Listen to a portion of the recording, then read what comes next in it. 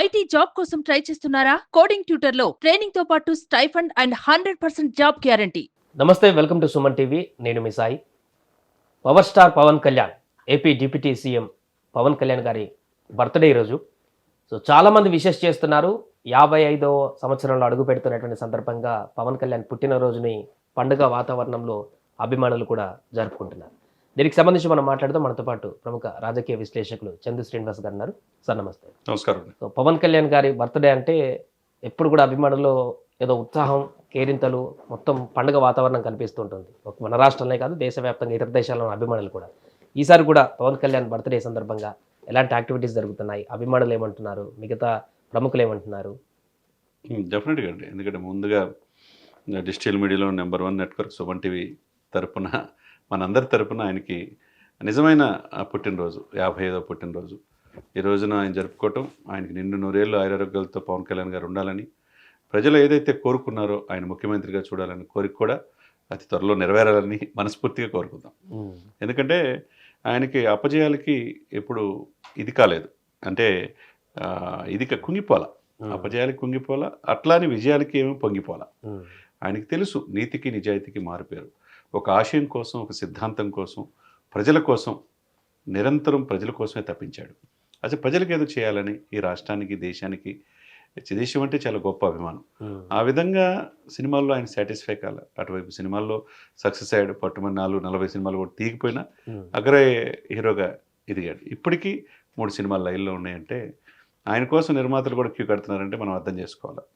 అటువంటిది సినిమాలే కాదు, సినిమాల ద్వారా ఒక సామాజిక చైతన్యం ప్రజల్లో తీసుకురాగలిగాడు. అయితే రాజకీయాలు అయితే ఇంకెక్కువ చేయొచ్చు అన్న ఉద్దేశంతో తన అన్నగారి మాటన ప్రజారాజ్యం కానించి యువరాజ్యం అధ్యక్షుడిగా, ఆ తర్వాత అన్న రాజకీయాల్లో ముందు ఉండలేకపోయినా తమ్ముడిగా బాధ్యత తీసుకొని ఈరోజు దశాబ్దం పైన జనసేన ఓ సిద్ధాంతం కోసం పోరాడాడు.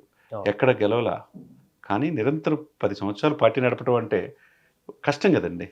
అటువంటిది ఒకే ఒక ఆశయం, ప్రజల కోసం ఏదో సేవ చేయాలన్న ఆలోచన. ఈ రోజున ఆయన 55 సంవత్సరాలు అడుగుపెట్టాడు. నేటి తరానికి రాజకీయాలు కావచ్చు, సేవా కార్యక్రమాలు కావచ్చు, అన్నిటికీ కూడా ఆయన స్ఫూర్తిదాయకంగా ఉన్నాడు. ఎక్కడ మొక్కవోని ధైర్యంతో నేనున్నాననే ప్రజలకు భరోసా ఇస్తున్నాడు. ఎక్కడ ఏ చిన్న సంఘటన జరిగినా తను ఉప ముఖ్యమంత్రి అనే కాకుండా 4-5 శాఖలు, కీలకమైన శాఖలకు బాధ్యత వహిస్తా ఈరోజు ఒక ఆదర్శమైన ఉప ముఖ్యమంత్రిగా, ఎమ్మెల్యేగా, మంత్రిగా ఈ దేశానికి ఉన్నాడంటే మనం ఆయనకి నిజమైన, ఆయన కోరుకున్న నిజమైన, ఆయన అభిమానులు కోరుకున్న నిజమైన బర్త్డేగా మనం భావించాలి. ఇప్పుడు 55 సంవత్సరాల వరకు పవన్ కళ్యాణ్ గారిని ఒక స్టార్ హీరోగా, మంచి నటుడిగా చూసాం. గత కొన్ని సంవత్సరాల నుంచి ఒక రాజకీయ నాయకుడిగా చూస్తూనే మళ్ళీ యాక్టర్గా కూడా చూసాం. బట్ ఇప్పుడు డిప్యూటీ సీఎం హోదాలో ఉన్నారు కాబట్టి ఫుల్ టైమ్గా ఇక మిగతా జీవితాన్ని అంతా కూడా సినిమాలకు కాకుండా రాజకీయ నేతగానే చూసేటువంటి అవకాశం ఉందా? తప్పకుండా. అంటే ముందు ఒప్పుకున్న సినిమాలు 3 ఉన్నాయి కాబట్టి అది ఆల్మోస్ట్ ఆయన ఒక్కొక్క సినిమాకి 20 days 15 days డేట్స్ ఇస్తే సరిపోతుంది.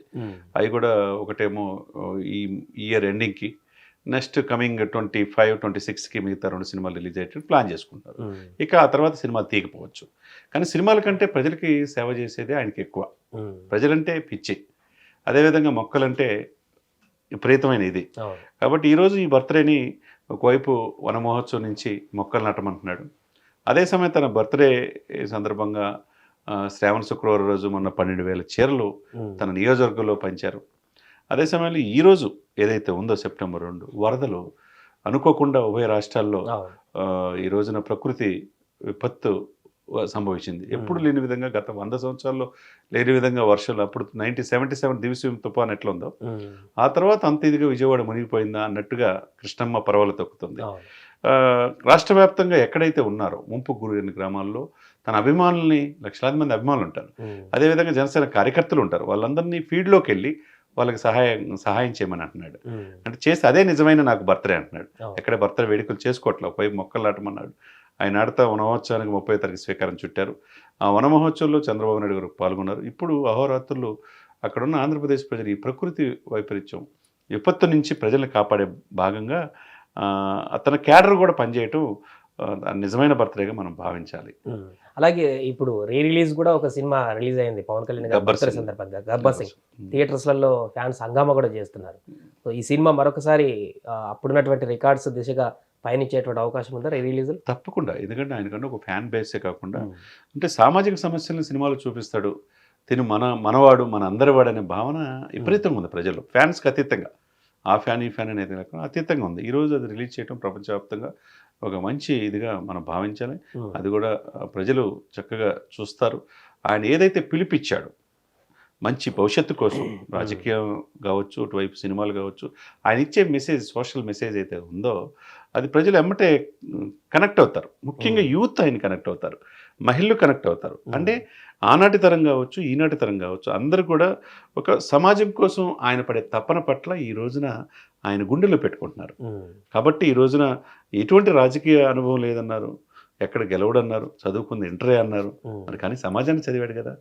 ఈరోజు ప్రపంచంలో సొంత డబ్బులు ఇప్పుడు కూడా చెప్తున్నా, తన 34 కోట్ల రూపాయలు విలువ చేసే పిల్లల డిపాజిట్లు కూడా తీసేసి 5,500 మంది కౌలు రైతులకి ఇవ్వటం అంటే సొంత డబ్బులు ఏ రాజకీయ నాయకుడు దేశంలో చేస్తారు చెప్పండి. తను సొంతగా సంపాదించిందంటూ చేశాడు, 100 కోట్లు ఖర్చు పెట్టాడు.